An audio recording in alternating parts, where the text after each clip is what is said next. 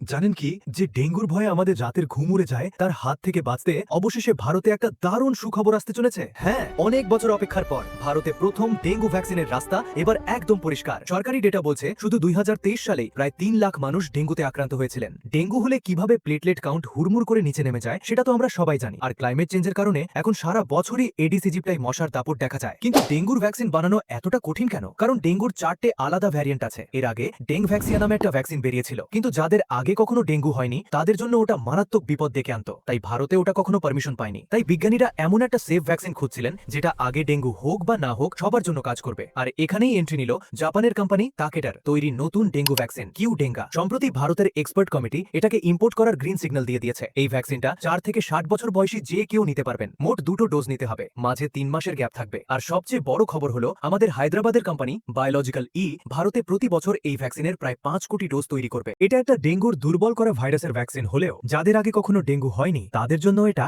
একদম সেফ। আগের ভ্যাকসিনের মতো এটাতে বড় কোনো সাইড এফেক্ট নেই। ব্যাপারটা খুব সিম্পল করে বললে বিজ্ঞানীরা ডেঙ্গু 2 ভাইরাসের একটা দুর্বল রূপকে বেস হিসাবে নিয়েছেন, এরপর তার সাথে ডেঙ্গু 1, 3 আর 4 এর প্রোটিন জুড়ে দিয়েছেন। ফলে আমাদের ইমিউন সিস্টেম ভ্যাকসিনটা পাওয়া মাত্রই ডেঙ্গুর 4টে রূপকেই চিনে রাখে আর কড়া অ্যান্টিবডি তৈরি করে ফেলে। এর ফলে দেখা গেছে ডেঙ্গু হয়ে হাসপাতালে ভর্তি হওয়ার রিস্ক প্রায় 84% কমে যায়। এখন শুধু ফাইনাল অনুমোদনের অপেক্ষা, তারপরই এটা আমাদের হাতে চলে আসবে। ভ্যাকসিন হয়তো আমাদের বড় হাতিয়ার হতে চলেছে, তবে বাড়ির আশেপাশে জল জমতে না দেওয়া আর মশা নিধনই কিন্তু ডেঙ্গু থেকে বাঁচার আসল চাবিকাঠি।